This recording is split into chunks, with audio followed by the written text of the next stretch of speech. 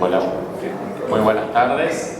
Bueno, siguiendo con las presentaciones de hoy, del último día de feria, bueno, ya les dije ayer, hay muchos ya amigos y conocidos que es una enorme alegría poder tener a José Gabriel Ceballos en nuestra feria, hoy acompañado también de otro gran escritor, por supuesto, que ha tenido casi asistencia perfecta todos los días de la feria, como es Juan Basterra, que vino asistiendo como público, así que ha sido una enorme alegría recibirte aquí todos los días acompañándonos en forma muy entusiasta. Juan Basterra es el director de la colección La Tierra Sin Mal, de la editorial Contexto, de la librería editorial Contexto, otra de las librerías editoriales de aquí, de Chaco Corrientes, digamos, que hace algunos años viene publicando también literatura correntina, felizmente, y bueno, en este caso con esta colección fabulosa que dirige Juan, y que no es el primer libro que edita de José Gabriel Ceballos, pero bueno, este sí es una nueva novela, La obstinada sombra del Furia Vargas. Así que bueno, sin más les dejo, que todos estamos ansiosos en saber de qué se trata. Buenas tardes, muchas gracias por acompañarnos. Muchas gracias, José,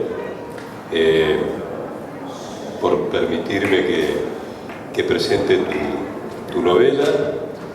Muchas gracias a la gente del Instituto de Cultura de Corrientes, porque verdaderamente, sí es cierto, vengo casi todos los días y la organización, el cumplimiento del horario, el marco, ¿no es cierto?, en el que se realiza esta feria es un marco estupendo. Muchas gracias, hay personas de la editorial Contexto acá, ¿no es cierto?, por la confianza y la excelente edición que han hecho del libro de José Gabriel. Y esta forma parte, es el cuarto libro que se edita de José en la colección que yo dirijo, que como dijo muy bien él, se llama La Tierra Sin Mal. Y creo que José es una figura verdaderamente sobresaliente de la literatura del nordeste argentino y de la Argentina también. No tengo ninguna duda de ello. Comencé a leerlo hace mucho tiempo, hace unos 10 años, con Víspera Negra, en otra edición. Y después le propuse que, muchos años después, alrededor de 4 años después, que comience, que inaugure la colección que, necesito para que la que Rubén Duc, el dueño del Contexto, me dio la responsabilidad. Voy a leer algo, pero no aburrirlos, acerca de la novela, y después le voy a dar lugar a José Gabriel, que es el artífice de todo, por supuesto. Una intromisión en la plenitud del mal, acerca de la obstinada sombra del Furia Vargas, de José Gabriel Ceballos. Dos niños observan una celebración en el amplio patio de una casona. Las farolas y el aroma nupcial de los naranjos rodean una concurrencia de hombres vestidos con traje y corbata y mujeres coronadas por complejos tocados. Una banda argentina ejecuta desde un salón contiguo piezas antiguas y modernas. Los sirvientes trajinan el espacio. El motivo de la celebración es la elección como diputado nacional de uno de los miembros de la familia Vargas, Getulio Vargas. El pater familias, el general Manuel do Nascimento Vargas, veterano de la Revolución Federalista y héroe de la Guerra del Paraguay, preside una reunión de alcaldes y caudillos. El año es el de 1909 y la geografía de la acción es la ciudad de San Borja, en el sur del amplio territorio del Brasil. A Getulio, el recién nombrado diputado, acompañan sus hermanos. El menor de todos es Benjamín, uno de los niños apostados en el follaje. La distracción generada por las conversaciones de la amplia concurrencia impiden escuchar el diálogo de los dos niños. Vanidoso como una puta, murmura Benjamín Vargas ante las demostraciones públicas de su hermano Getulio. El otro niño, negro y de nombre Gregorio Fortunato, suelta una risita y se tapa los morros con una mano. La acción es el preanuncio de una existencia, la de Benjamín Vargas, el Vejo, para todos los que lo odian y lo temen, en la que el imperio del mal es una morada inalterable y monolítica. como en otras novelas de José Gabriel Ceballos, la convivencia de lo real y lo fantástico, sin que esto perturbe en ningún momento la exactitud de lo verosímil, pendula entre los extremos opuestos pero nunca contradictorios de esos campos de la experiencia. Las situaciones más desaforadas encuentran su marco preciso en el desarrollo de la acción, algo semejante a lo que ocurre en los marcos contrapuestos de las geografías de la historia, las ciudades de San Borja y Santo Tomé. Esta convivencia espacial de marcos contrapuestos, pero convergentes, es una invariable en la literatura de Ceballos. En una novela anterior, Un caudillo inolvidable, el recurso certero corresponde a las ciudades de Santa Ana do Livramento y Rivera en los espacios de las geografías brasileña y uruguaya. El marco temporal de la historia está comprendido entre los años 1909 y 1972. Benjo Vargas, cuyo nombre completo fue Benjamín Dorneles Vargas, el principal personaje de la historia, vivió entre los años 1897 y 1973. La maestría de Ceballos es mostrar un personaje inalterado en su carácter y sus manifestaciones desde la más temprana edad. En la acción mencionada al principio, Benjo Vargas tiene pocos años. La crueldad manifiesta, el odio encarnado en la variedad de las acciones, el disfrute del padecimiento infligido a otros y, en un marco más íntimo y personal, las vicisitudes sufridas por su hermano, el largamente presidente de Brasil, Getúlio Vargas. Y acá una pregunta. En portugués se dice Getúlio o Getúlio. No, Getúlio. Getúlio. Tiene el acento que yo lo omití para facilitar la lectura. La ignorancia, ¿no? La ignorancia mía. Getúlio Vargas, sin olvidar el acto final y definitivo de su suicidio, vertebran la acción de una obra en la que no faltan, afortunadamente, los episodios y las intenciones relacionadas al amor y sus manifestaciones sensibles. Así, el romance del propio Bello Vargas con la prostituta Lucía Gutiérrez y la doble relación del apuesto y pretendido Isidro Molina, con su aspecto cercano al actor Preston Foster, con su novia pelirroja y su amante rubia, demuestran la peripecia en el manejo de una historia que bascula entre los extremos más importantes de la experiencia humana. El episodio histórico central de la historia, episodio poco conocido, debido a la distancia cronológica y geográfica que lo caracteriza, es la invasión a Santo Tomé en los días finales de 1933 por un conglomerado de fuerzas brasileñas, efectivos del 14 Regimiento brasileño al mando de Bello Vargas y su lugarteniente, y exiliados radicales durante el periodo de gobierno de Agustín P. Justo. La descripción detallada y panorámica de la acción, con su ordalía de sangre y crueldad, está excepcionalmente descrita en la novela, y este es otro de los aciertos de Ceballos. El sentido imperativo de los pormenores y las decisiones de los actores del suceso forman un caleidoscopio de colores variados en los que el lector encuentra un sitio grato. El protagonismo del jorobado Querencio, como personaje secundario pero magistral del drama bélico, demuestra, además, el sentido del humor más negro, certero y siniestro en Ceballos. Los usos coloquiales, la descripción milimétrica y detallada de los ambientes, la superposición de lo real y lo soñado, sin fisuras ni artilugios que la desmientan, son otras tantas concreciones de la novela. Por eso, y por muchas otras cuestiones, leemos con tanto apasionamiento este magnífico libro. Muchas gracias, y muchas gracias, José, por haber escrito el libro.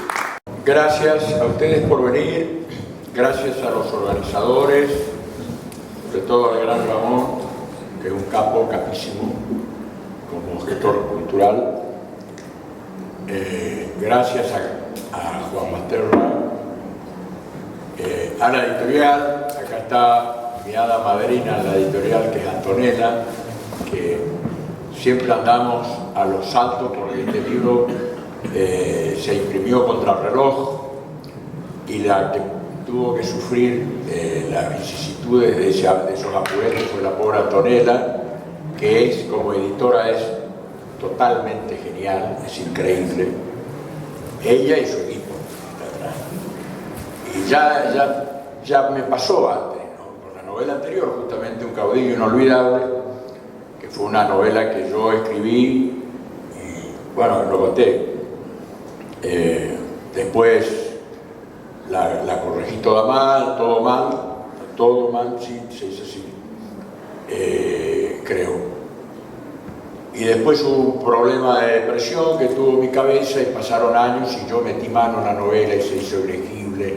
Lo cierto es que cuando decido editarla me doy cuenta de que estaba llena de dramas muchos años después y desarmamos galera para poder...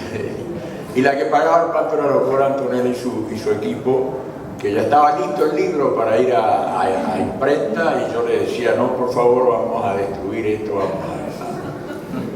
Entonces, como editora es para mí un ángel guardián que tengo ahí.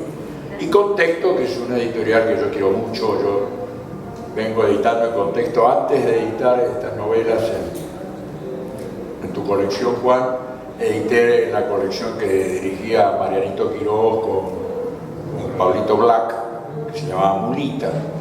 Así que tengo una relación de larga data con Contexto. Quiero mucho a Contexto y soy amigo de toda la gente de Contexto, empezando obviamente por su dueño, que es...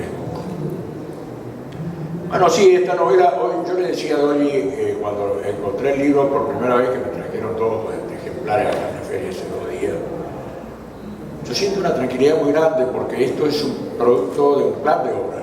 Es decir, yo creo que un escritor no debe preocuparse solo por un libro o por 2 libros, o el que está escribiendo, o el que publica, sino por tener un plan de obra. Porque lo que importa, si vos querés ser escritor, es tu obra. Cuando llegás al final, entonces tenés que desarrollarla de una manera más o menos inteligente, con determinadas estrategias para no autoplagiarte en lo posible, para ir desarrollando una obra armónica. Cuando llegás, yo llegué a los 70 años el año pasado, bueno, tenés un montón de cosas de las cuales te vas a arrepentir, pero tenés, si hay un plan de obra, tenés la posibilidad de arrepentirte lo menos que si no la tenés. Si no, tu obra es una anarquía. Podés llegar a publicar 30 libros, tener 70 años y todo tambalea. Si hay un plan de obra, ese peligro es menor. Y dentro de ese plan de obra, la tetralogía, las 4 novelas, formaba una parte medular de mi plan de obra. En materia de narrativa breve era Buenavista. Buenavista ya tiene su consistencia, porque es la parte cuento, digamos. El año pasado cumplió 40 años, imagínense. Son 100 y pico de cuentos, largos, 100 y medio fácil. Pero con novelas, bueno, yo quería también ponerle cimientos a lo que yo hacía con novelas. Y ese cimiento es el plan de obra, ¿no? Y el Caracú quería que, evidentemente el Caracú es Víspera Negra, porque fue la que tuvo más difusión, la más andadura, acá y afuera. Pero yo quería hacer algo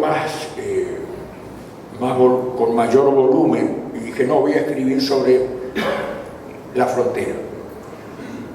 La frontera donde yo vivo, que es Alvear, que está frente al Brasil, toda esta frontera hispanoparlante, lusitano-parlante, digamos.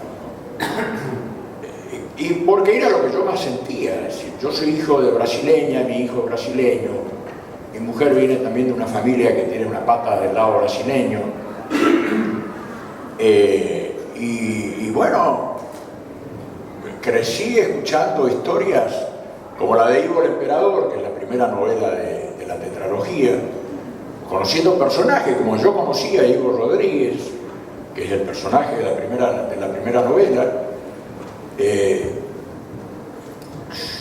viviendo ese mundo de la frontera, hablando mitad portugués, mitad español, el portuñol, conociendo personajes, historias, y eso yo tengo que escribir sobre eso, porque eso es lo que me atraviesa, ¿no?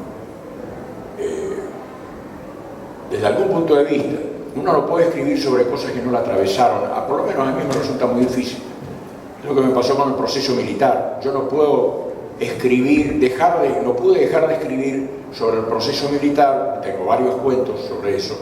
Tengo una novela que se llama La Resaca, donde está el tema de los desaparecidos. No puedo dejar de escribir simplemente porque fue una cosa que me atravesó toda mi adolescencia, mi época universitaria, lo viví.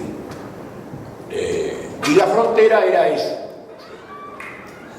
Y bueno, de pronto apareció, cuando yo estaba terminando la tercera novela de la tetralogía, que es Caso Goulart, Daños Colaterales, que es el asesinato del expresidente Django Goulart ahí, en Mercedes. Estábamos por entrar en cuarentena 2 días antes y golpea a un señor que yo no conocía en mi casa. Mi casa era Alvear, es Alvear, un pueblito de 8.000 habitantes. Un señor muy bien vestido, muy elegante, varios años más joven que yo. Me pregunta usted en portugués: ¿usted es Ceballos? Sí, yo soy Ceballos. ¿Usted escribió una novela sobre Django Goulart? Sí, señor, lo escribí. Yo quisiera hablar con usted sobre esa novela. Yo le confieso que sentí temor. Es una novela que había salido allá en Buenos Aires. Temor porque tenía uno de los personajes, el médico que le dio el certificado de función a Django Goulart cuando murió, quien está con otro nombre en la novela, pero ya yo había tenido contacto con la familia de ese médico para hacer lo que se llama aproximación al personaje, y ellos me contaron que todavía gente de los servicios secretos del Brasil pasaban por ahí por su casa, lo hostigaban, filmaban la casa con celulares. Bueno, esto viene por este lado. Es decir, quiero decir, esto hay que entenderlo porque en Brasil la ley de obediencia debida y todo eso todavía no cayó, todavía existe. Pero imagínense si se llegaba a descubrir que un expresidente como Django Goulart había sido muerto por la dictadura. Esa ley caía, esa ley cae hoy. Por eso se demoró 37 años la necropsia de Django Goulart. Después de 37 años, ¿quién va a descubrir qué en un cadáver? Nada.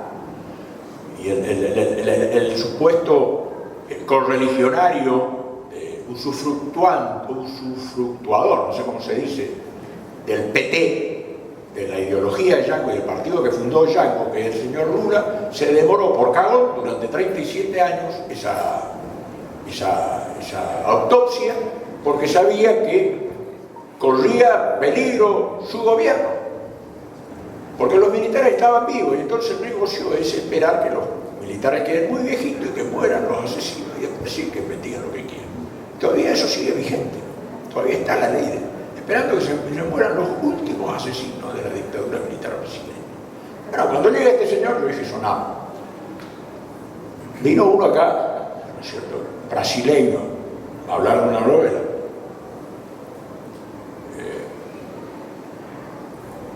Y venía a contradecirme. ¿Usted cree que lo asesinaron a Getúlio, a Django Goulart? Yo le digo, mire, caballero, sí, estoy convencido. Ah, me dice, pero usted está equivocado. ¿Cómo que está equivocado?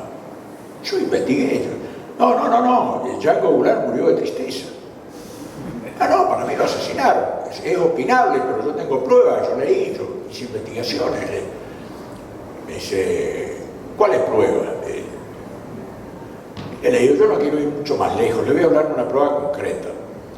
Yo tengo el famoso certificado de función de Django, donde figura, donde pusieron causa de la muerte, 2 puntos, enfermedad, que puso el médico el doctor Ferrari, que la novela se llamaba acá.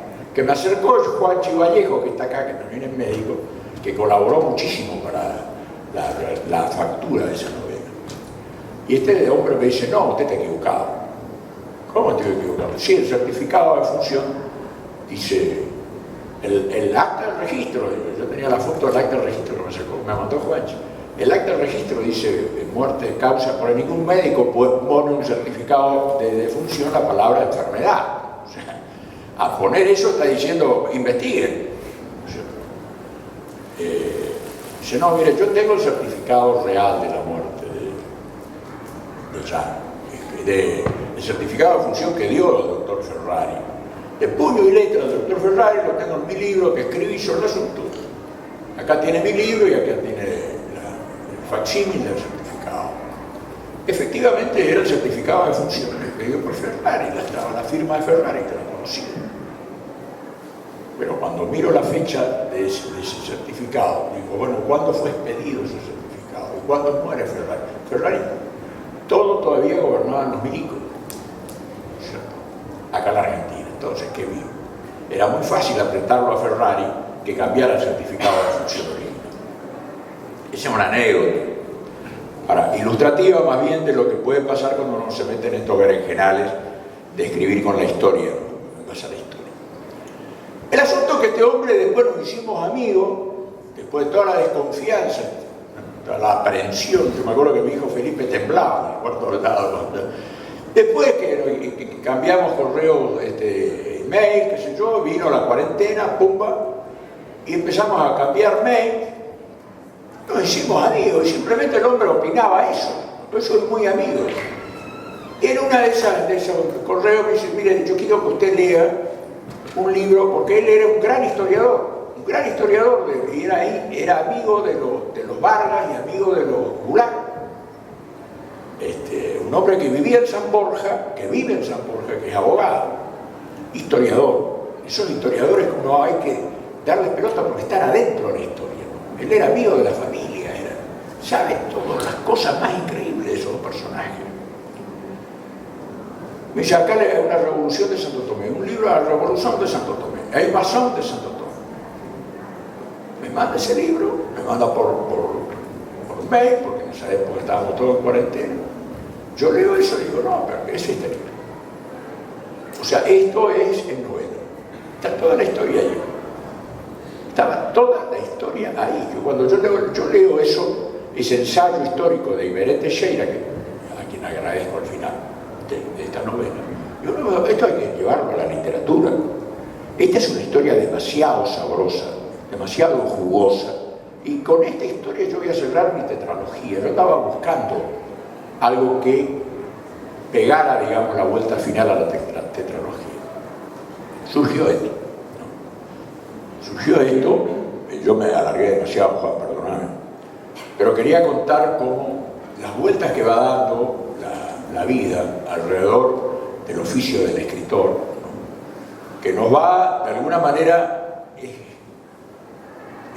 nos va como indicando qué es lo que hay que escribir. Yo estoy muy contento, por eso hace 2 días cuando me hice del libro, Dolly está acá, mi mujer, digo, pero estoy tan feliz de haber cerrado la tetralogía, porque uno ya tiene 70 años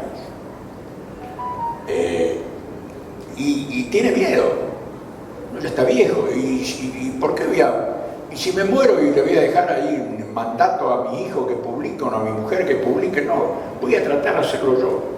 Y por eso se aproximaba la feria del libro y yo la torturé a la pobre Antonella. Vamos a hacerlo, que quiero que salga ahora lo antes posible. Yo quería esta tranquilidad que tengo ahora. Esta tranquilidad de haber cumplido con existencialmente, digamos, lo que es una parte muy profunda de mí, que es la frontera. Es una frontera donde pasan cosas increíbles, que es lógico que pasen cosas increíbles, porque son 2 culturas que conviven, que hablan lenguajes diferentes. Y al hablar de lenguajes diferentes son 2 miradas distintas del mundo. Y surgen historias como esta. Esa es la explicación de por qué la novela nació y por qué se llama así, por qué esta historia es la que cierra la tetralogía. Bueno, muchas gracias, José. Estamos con tiempo todavía. Bueno, a mí el episodio histórico, como lo dije hoy, esta invasión a Santo Tomé a fines de 1933, realmente me atrapó. Estuve leyendo, como puede leer una persona que sabe muy poco de historia como yo estuve leyendo algunos artículos y realmente me quedé atrapado porque, y además decía, bueno, hay verosimilitud, seguramente está ficcionado el diálogo. ¿Cómo se recupera un diálogo? El diálogo se tiene que ficcionar. pero tuve dudas, como me pasó con la primera novela que leí de José Gabriel, con Víspera Negra. Uno de los personajes es una mujer amiga de Alfonsina Storni, que intercambia cartas con Alfonsina, y yo en algún momento hasta dudé de si esa persona había vivido, si era un personaje, no había existido. Se lo pregunté a José: decime, esta mujer que intercambia cartas con Alfonsina, ¿existió? ¿Vivió? Me dijo: no vivió. Ahí creo que está, digamos, nos sucede muchas veces cuando leemos una ficción que decimos: acá no hay verosimilitud. Puede estar ficcionado, pero no lo crees nunca. Un buen escritor hace, Borges y muchos otros, hacen que un episodio que uno sabe que no es real cree dudas en cuanto a su realidad. Borges, Otto Dietrich sur Linde, ¿no es cierto?, del Deutsche Requiem, ¿no es cierto?, que yo, que había leído muchísimo sobre el nazismo, hasta tuve alguna duda en su momento de si era un personaje real o no lo era, pero Borges inclusive se anticipa a las memorias que el comandante de Auschwitz redacta algunos años después. Es condenado a muerte, justamente durante su condena redacta el de Rudolf Hoss, ¿no es cierto?, que redacta Yo, comandante de Auschwitz. Y Borges, con su genialidad increíble, había de alguna manera anticipado las justificaciones que después, ¿no es cierto?, esgrime Rudolf Hoss para defender su papel en Auschwitz. Increíble. Creo que ahí está la destreza de un escritor, dar verosimilitud a algo que en parte, ¿no es cierto?, no es real. Yo creo que ese es uno de los fuertes de José Gabriel. Y acá me sucedió con, por ejemplo, el jorobado. ¿Existió o no existió? Es una invención tuya, ¿no? No. Pero el jorobado, ¿no es cierto?, que entra en los capítulos centrales, ¿no es cierto?, de la novela, tiene realmente una entidad y un realismo excepcional. Excepcional. Seguramente muchos de los personajes que están en la novela no existieron, son arquetípicos, por así decirlo, y creo que ahí está uno de los fuertes de la literatura, y acá hay que decirlo con L mayúscula, ¿no?, de la literatura de José Gabriel. Y yo quería leer 2 páginas, o querés leer vos primero la parte que habías elegido. Yo elegí para leer, es muy breve, nada menos que 18 años se suicida. La interpretación que yo hago de la historia es que Getúlio Vargas se suicida por culpa de la obstinada sombra del Furio, que era su hermano, ¿no es cierto? Explico. La novela entrecruza una historia, hoy decía en una charla que tuvimos ahí en el hotel, una historia que yo llamo de amor filial que sucede en el año 1970 y pico con un tipo que es periodista en Posadas y que anda rastreando el fantasma de su papá que no conoció. Él no conoció a su papá y que desapareció 30, 40 años antes en manos de los Vargas. Lo fueron a secuestrar a Santo Tomé, donde él se había refugiado, y el tipo fracasa el secuestro porque los marineros de Santo Tomé lo agarran a balazos, incluso mueren 2 sobrinos de Getúlio Vargas, que ya era presidente en ese momento de Brasil. Y el tipo, periodista tiene que escaparse y después se esfuma.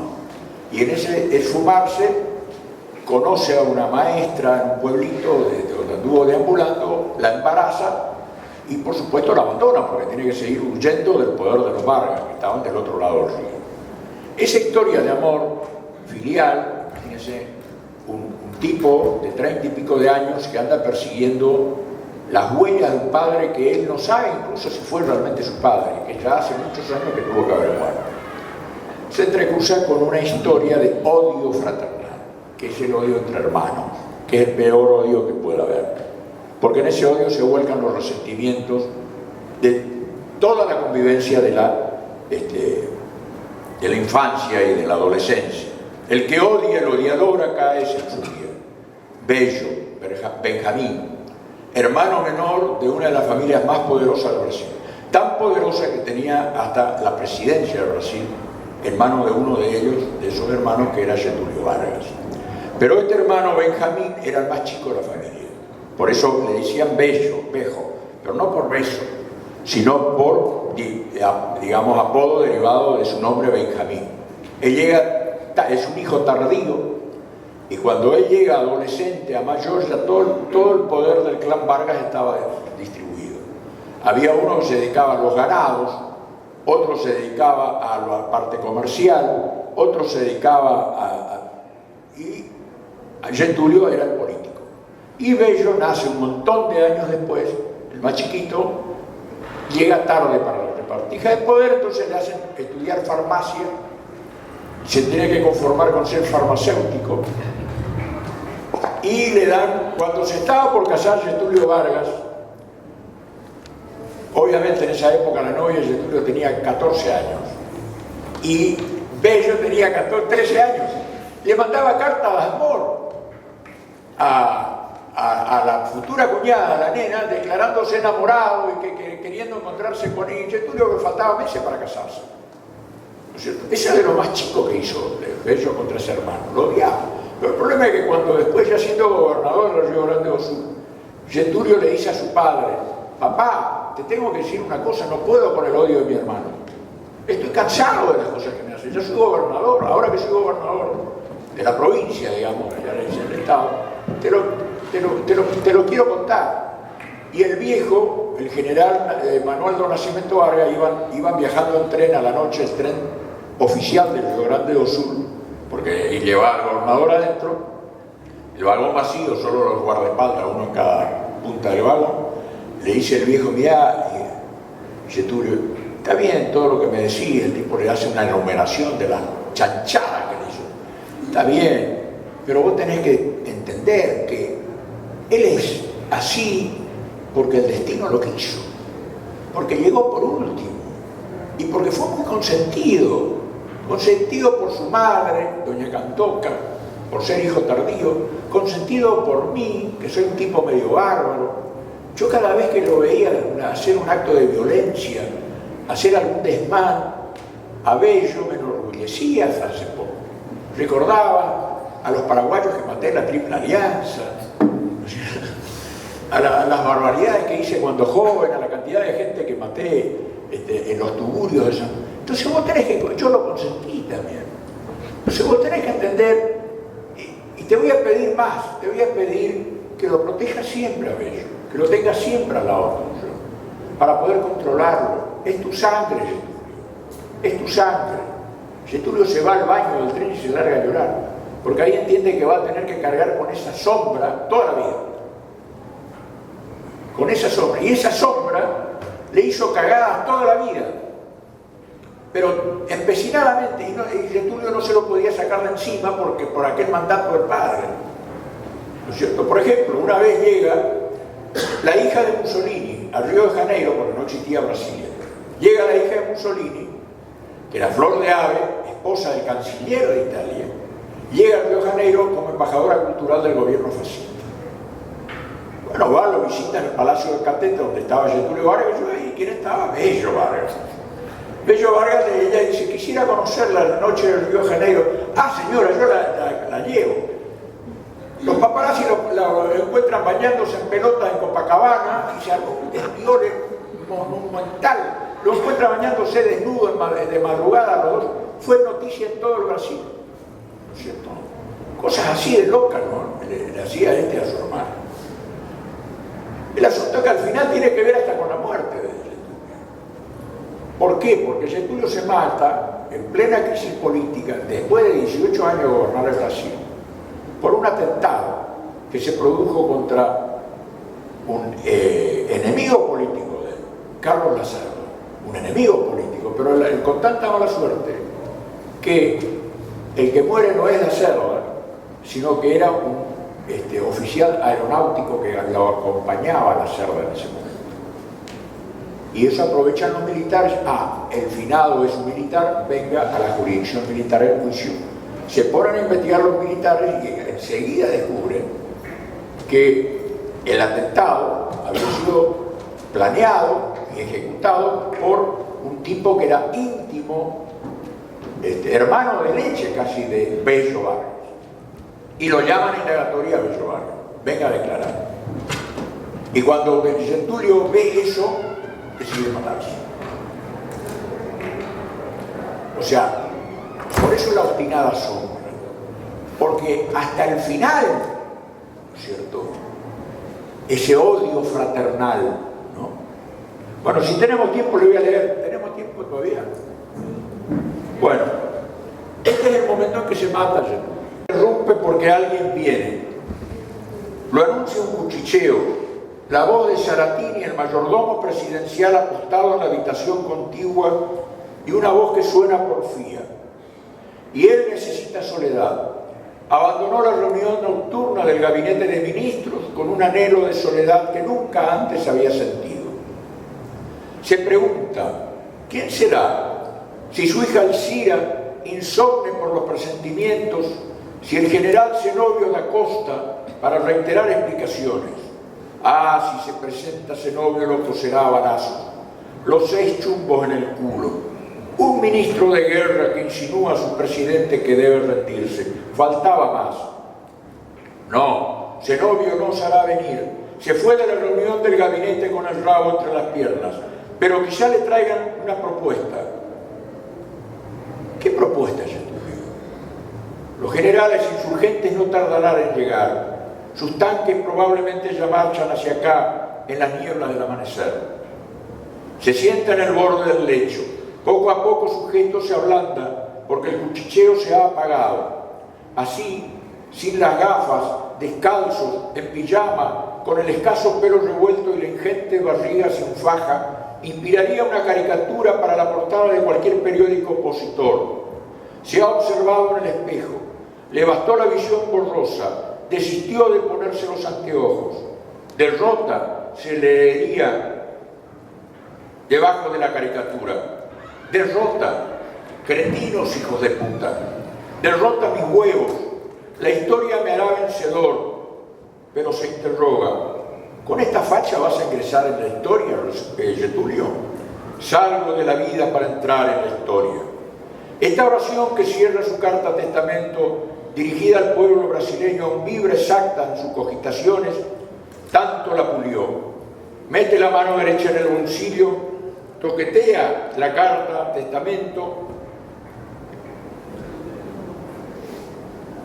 y por la emoción vuelve a sentir el ardor de las lágrimas. Saltó de la silla, no bien alcanzó la certeza de que el texto no precisaba de más correcciones. Y enseguida, con un calor entusiástico agitándole la sangre, leyó y releyó los párrafos que en un mañana no remoto estarán impresos en millones y millones de libros y en piedra y en metal junto a sus estatuas a lo largo y a lo ancho de todo el Brasil. Sigo el destino que me he impuesto.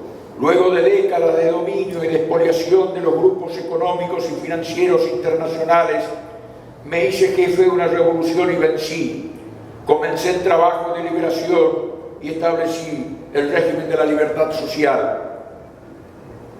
Nada más puedo darles que mi sangre. Escojo este medio de estar siempre con ustedes. Cuando ellos los humillen, sentirán mi alma sufriendo a vuestro lado. Cuando el hambre golpee vuestra puerta, sentirán en sus pechos la energía de luchar por ustedes y sus hijos. Cuando los desprecien, sentirán en el pensamiento la fuerza para reaccionar.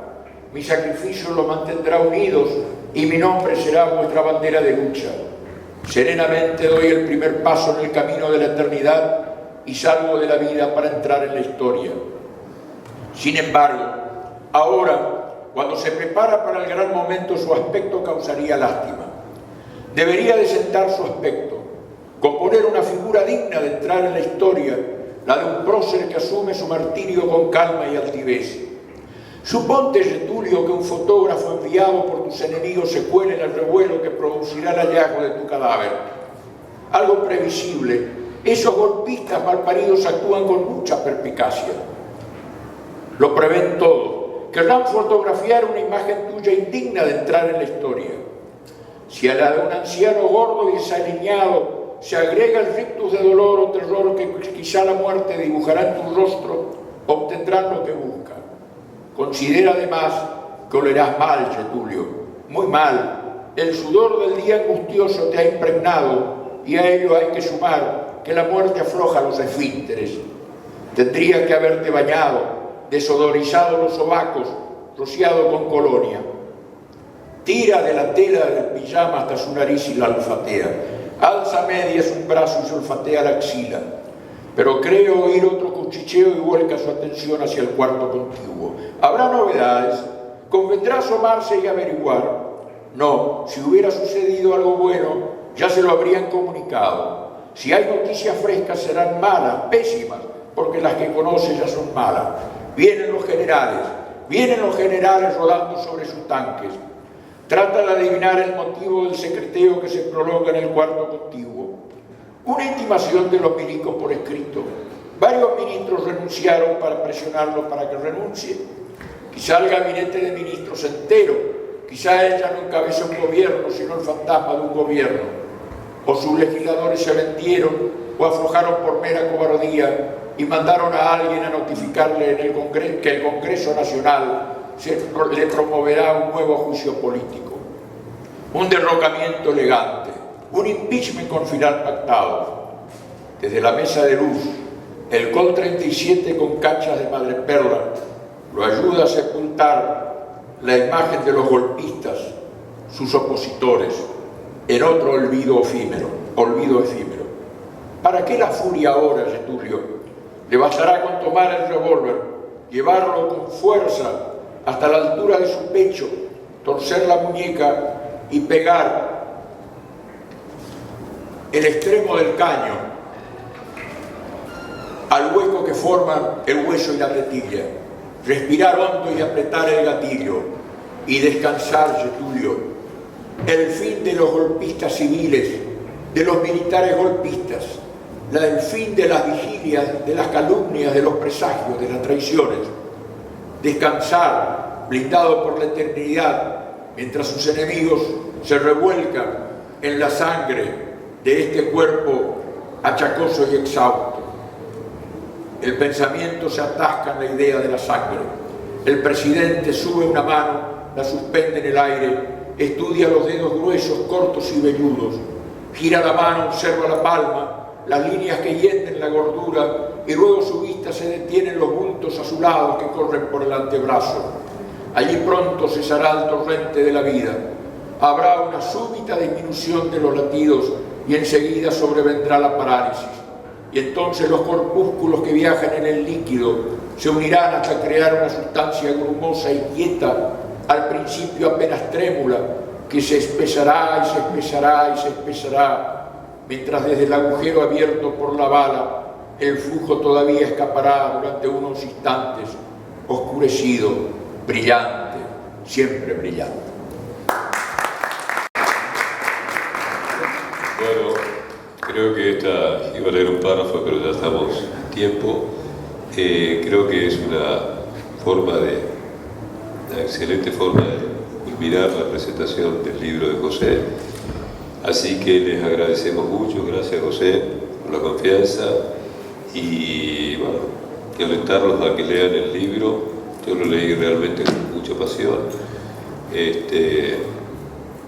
Creo que el libro merece muchas lecturas. Así que muchas gracias a todos. Gracias.